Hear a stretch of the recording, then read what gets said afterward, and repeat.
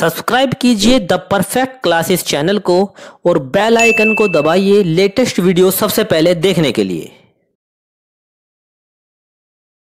Friends, आप सभी का आपके चैनल द परफेक्ट क्लासेस में स्वागत है। शिक्षा निदेशालय राष्ट्रीय राजधानी क्षेत्र दिल्ली की वर्कशीट नंबर 13 डिस्कस कर रहे हैं बच्चों। क्लास 7 की वर्कशीट है, विषय है सामाजिक विज्ञान। 3 सितंबर 2021 की वर्कशीट है। टॉपिक है दिल्ली के सुल्तान, 15वीं व 16वीं शताब्दी के दिल्ली सल्तनत। 15वीं व 16वीं शताब्दी में दिल्ली सल्तनत, उसके बारे में पढ़ेंगे बच्चों। तो यहाँ देखते हैं वर्कशीट में। यहाँ पर ये है, तुगलक वंश के बाद दिल्ली पर लोदी, सैयद व सूरी वंश ने शासन किया। शेरशाह सूरी के शासनकाल में विकसित राज्य छोटा अवश्य था, परंतु वह शक्तिशाली था। शेरशाह सूरी की द्वारा स्थापित की गई प्रशासन व्यवस्था भविष्य के राजाओं के लिए एक मिसाल बन गई। बंगाल, जौनपुर, मालवा, गुजरात, राजस्थान, दक्षिण भारत के अनेक राज्य एवं अफगान शासक दिल्ली सल्तनत के अंतिम वर्षों में अस्तित्व में आए। अब यहाँ पर दी हुई है तुलना अलाउद्दीन खिलजी और मोहम्मद तुगलक के प्रशासन के बीच तुलना। तो हम 1 बाय 1 पढ़ेंगे, ठीक है। अलाउद्दीन खिलजी का एक पॉइंट, एक मोहम्मद तुगलक का पॉइंट। उसे आक्रमण से बचाने के लिए अपनी विशाल स्थायी सेना खड़ी की थी। किसने? अलाउद्दीन खिलजी ने। मोहम्मद तुगलक के बारे में पढ़ेंगे। उन्होंने ट्रांस ऑक्सियाना पर हमला करने के लिए एक बड़ी सेना खड़ी की। सेकेंड पॉइंट अलाउद्दीन खिलजी का, उसने अपने सैनिकों के लिए सीरी नामक एक नए गैरिसन शहर का निर्माण किया। मोहम्मद तुगलक ने क्या किया? उसने दिल्ली के 4 सबसे पुराने शहरों को निवासियों से खाली करा दिया, ठीक है, और सैनिक छावनी बना दी। अब थर्ड पॉइंट क्या अलाउद्दीन खिलजी का? सैनिकों का पेट भरने की समस्या का समाधान किया। ये गंगा और यमुना के बीच की भूमि से कर के रूप में एकत्रित उपज के माध्यम से किया गया था। तुगलक ने क्या किया? गंगा और यमुना के बीच के क्षेत्र से एकत्रित कर का उपयोग सेना को खिलाने के लिए किया गया था, लेकिन सुल्तान ने बड़ी संख्या में सैनिकों की आवश्यकता को पूरा करने के लिए अतिरिक्त कर लगाया। फोर्थ पॉइंट क्या है अलाउद्दीन खिलजी का? उन्होंने अपने सैनिकों का वेतन इक्ता के बजाय नकद में दिया। और इनका पॉइंट क्या है खिलजी का, तुगलक का सॉरी, उन्होंने नकद के रूप में वेतन का भुगतान किया, लेकिन कीमतों को नियंत्रित नहीं किया, उस पर कोई रोक नहीं लगाई, ना ही उन्हें नियंत्रित करने का कोई काम किया।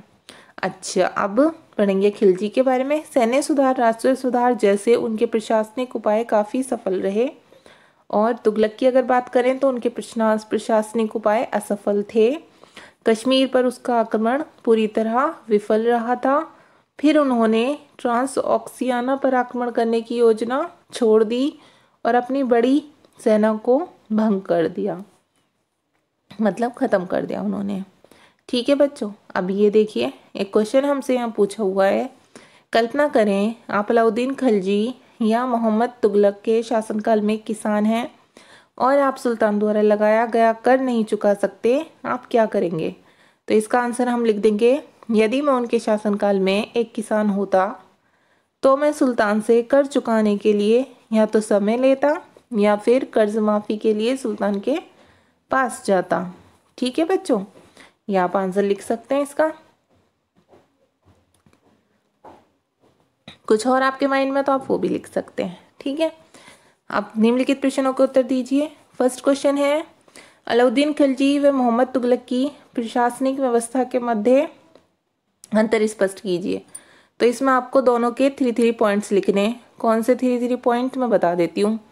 एक तो ये देखिए फर्स्ट और सेकेंड लाइन, तो ये फर्स्ट पॉइंट लिख देना आप, ये फर्स्ट के आंसर में ये सेकंड पॉइंट लिख देना, ठीक है। एक तो आपको ये वाला पॉइंट लिखना है कि ये वाला, ऐसे ही मोहम्मद तुगलक का इसी के सामने वाले ये दोनों पॉइंट लिख देने हैं, ठीक है, ये भी और ये भी, ठीक है। ये भी मैंने पढ़े हैं, फिर से पढ़कर बता देती हूँ।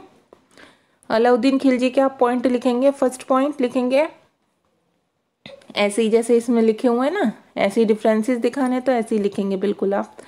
उसे आक्रमण से बचाने के लिए उसने अपनी एक विशाल स्थायी सेना खड़ी की। सेकेंड पॉइंट लिखेंगे, उसने अपने सैनिकों के लिए सीरी नामक एक नए गैरिसन शहर का निर्माण किया।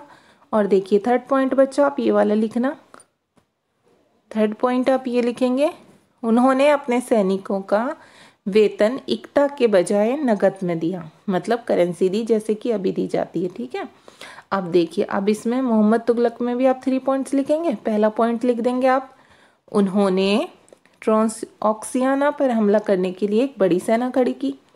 सेकेंड पॉइंट लिखेंगे आप नंबर 2 पॉइंट डालकर, उसने दिल्ली के 4 सबसे पुराने शहरों को निवासियों से खाली करवा दिया और वहां सैनिक छावनी बना दी।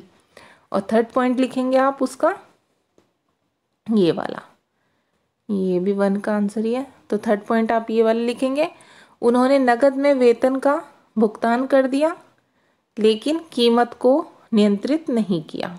ठीक है, ये लिख देंगे आप।